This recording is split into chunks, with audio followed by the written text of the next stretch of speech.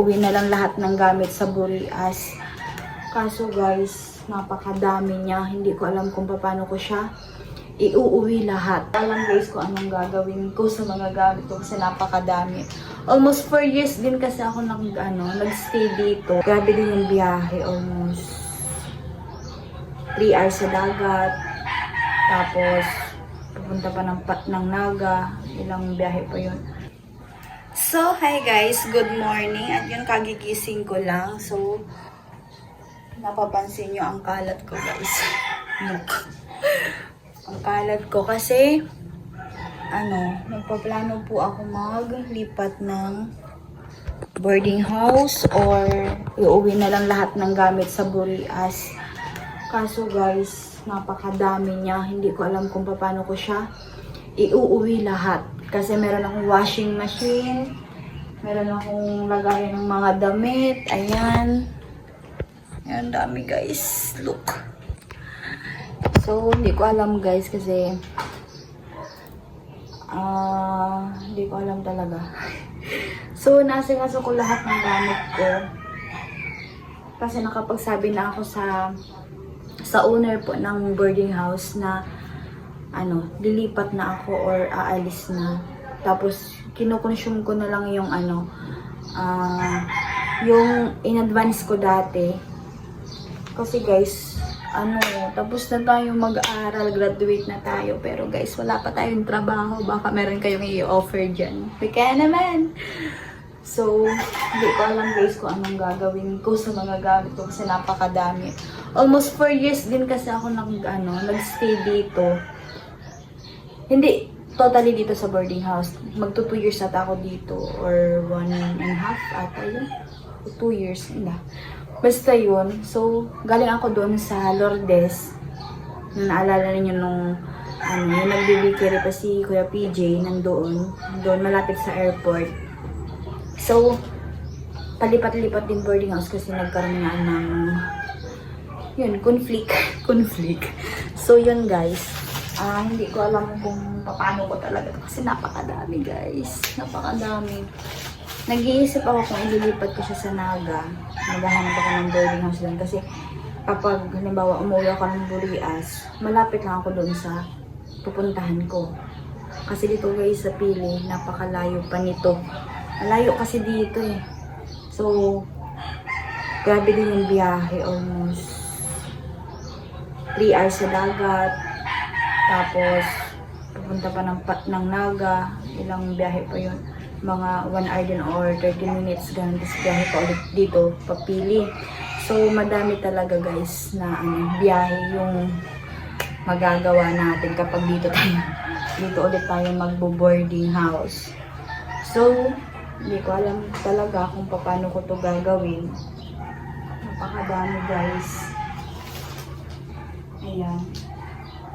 Yung iba po kasi dito, kila Shine and Lorraine, kasi dito sila sa kabila ng boarding house, si Shine, kaso po, umalis na.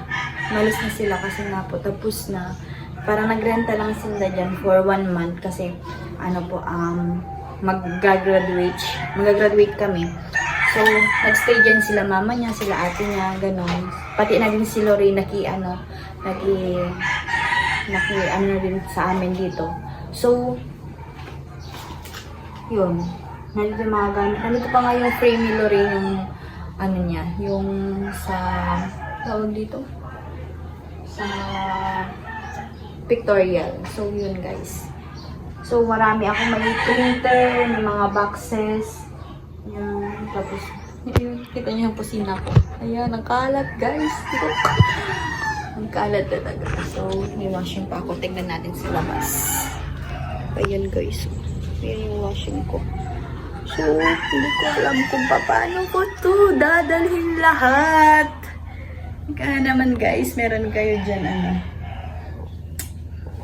apartment na pwedeng pagstayhan ko or paano ba? Nakikita ko lang kasi napapagod na ako. Yun guys.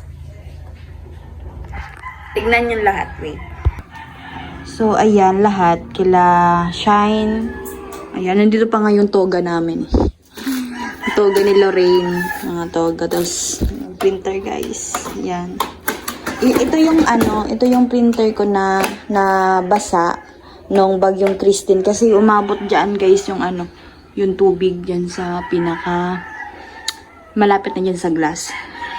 So, dami. Look. So, may kinakain pala ako ditong McDo. Ayan.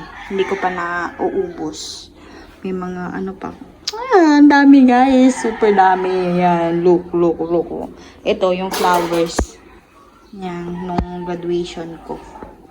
So, yan. Guys, tulungan niyo ako please. So,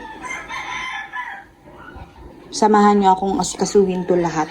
Kasi, yung ibang gamit ko dyan sa drawer, ilalagay ko ata sa mga boxes. Tapos, wala pa akong lagayan ng drawer na yan. Kasi, nawala na yung, naitapon ko na yung box niyan, yung karton. So, yun guys.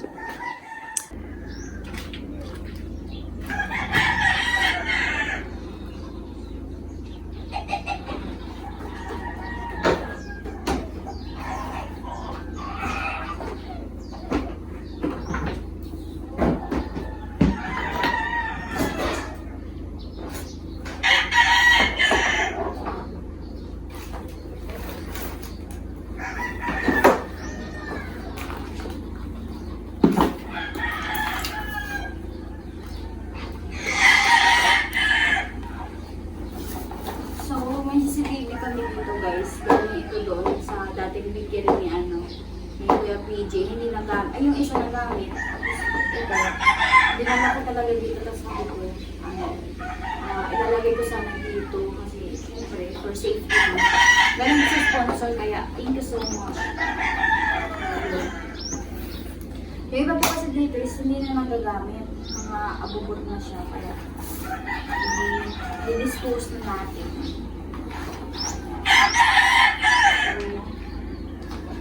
Para meron akong lagayan ng mga ng mga kung ano-ano.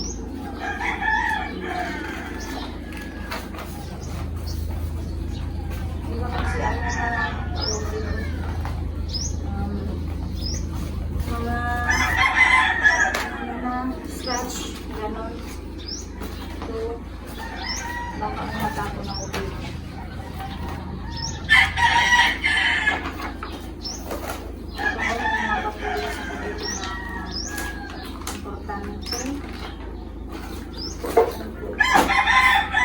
Guys, napakadami.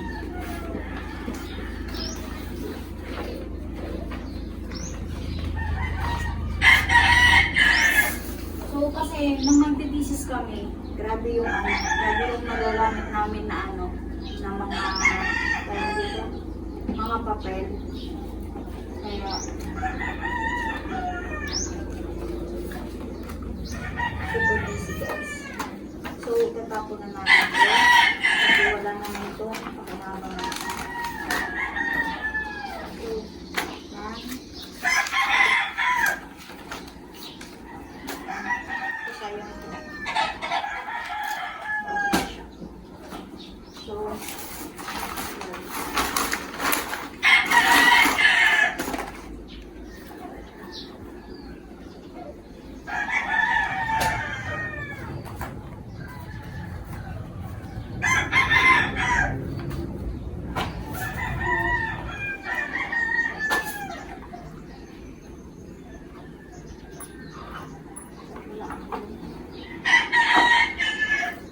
you had yours and I had mine.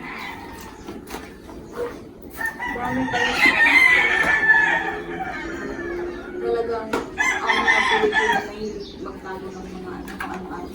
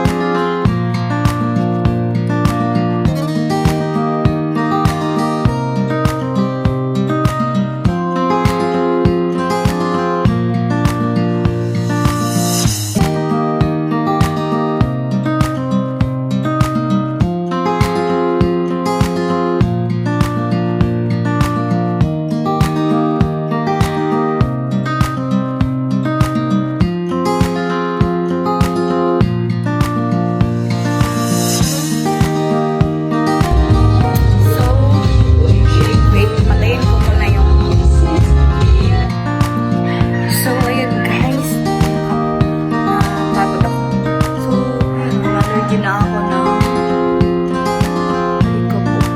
ganito ako guys kapag allergy cut eh.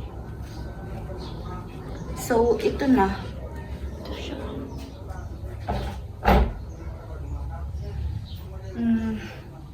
Ang dami, diba? Pagod ako guys. Pawisan ako.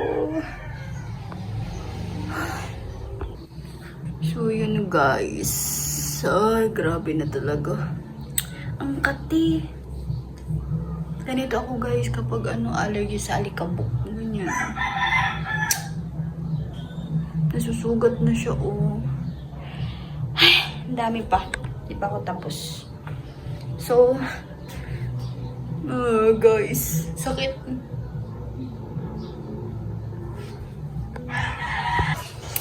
So, yun guys, hindi pa ako tapos. Actually,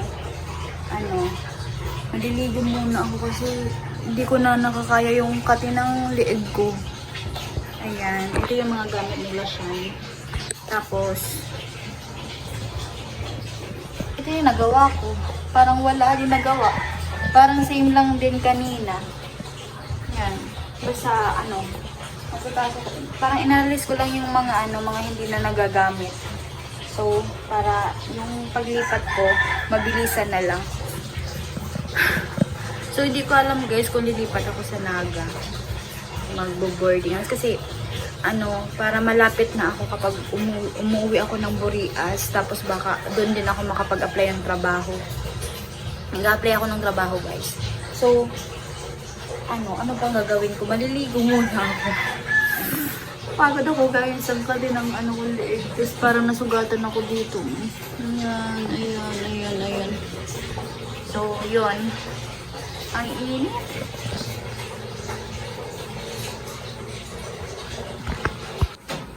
So, yun guys. Nakalimutan ko mag-vlog kanina. Yun, nakaligo na ako. Saka, nag-makeup lang ako ng slide. Slide ba to? Kasi pupunta po ako ng Naga. May kukunin ako doon kasi nagpaayos ako ng ngipin guys. Nagpaayos ako ng ngipin. Tapos kukunin ko na lang yung paritinger po kasi ang pangit ng ngipin ko. Matagal ko na tong tawag dito. Insecure yung ngipin ko. Ang pangit ng ngipin ko. Kaya kukunin ko na yung pinagawa ko kahapon sana, kaso hindi daw aabutin ng oras. Kaya sabi daw nung dentist, ngayon daw mamayang mga 5. Pero anong oras na? Oras pa lang.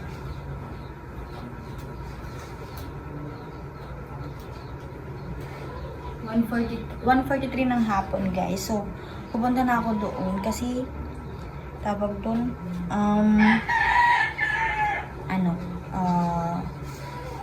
malayo kasi yung biyahe. So maglalagay ako dito sa mata. Wait lang.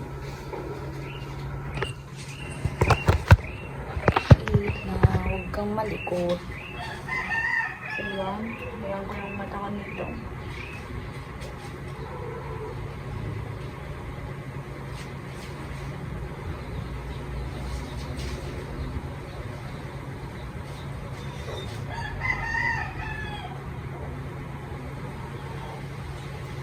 Yan guys, may black na siya dyan. Wala, gusto ko na.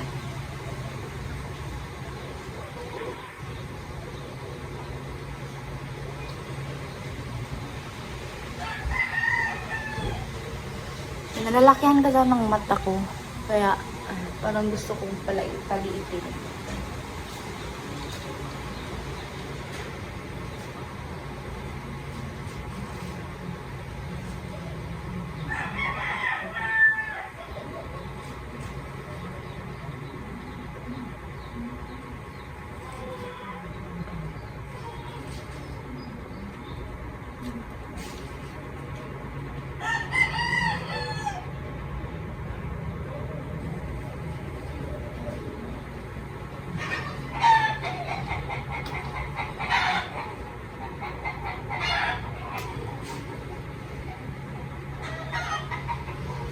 Yan siya guys.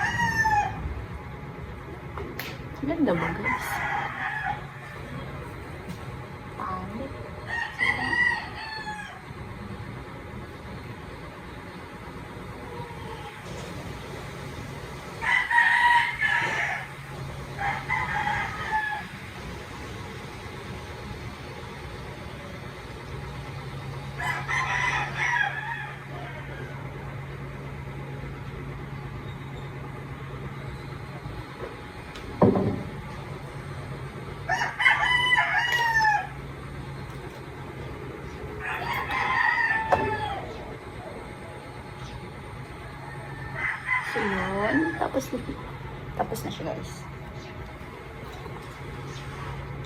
Ganito lang ako, guys, mag-makeup. Simple lang.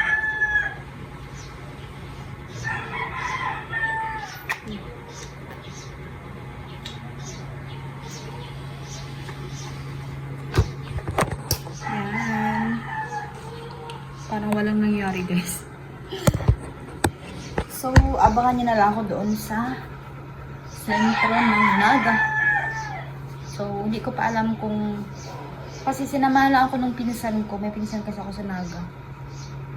So, sinamahan lang ako. Pupunta doon sa kakilala niyang dentist. Ang bait naman, guys. Kaya, nakalimutan ko kung saan banda yun. Pero, ano, parang pag nakita ko na yung daanan, maaalala ko na kung saan ako pupunta. So, yun. Bibinis na ako, guys, kasi ang suot ko. Look. So, bibinis na muna.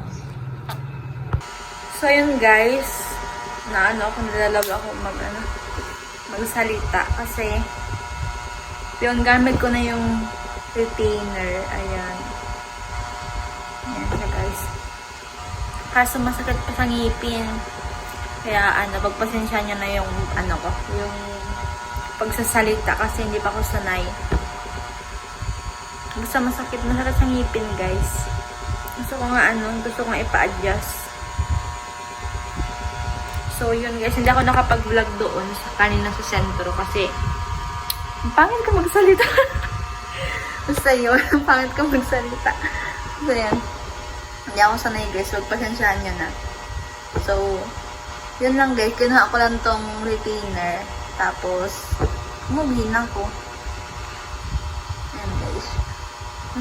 Masakit sa ngipin. Papa-adjust ko siya ata, guys. Bakit? So, yun. At, dito ko na tinatapos ang vlog na ito. At sana naging kayo. Masakit kasi, guys, hindi ako makapagsalita ng maayos. Kaya, yun. Maraming salamat po sa walang sawang suporta, pagtitiwala at pagmamahal ninyo kay Ka-Angie. At sa mga hindi po nag-skip ng ads, ayun, thank you so much po. At guys, huwag kayong mag-skip ng ads. So, yan. Thank you so much po. Bye-bye. Good night, everyone.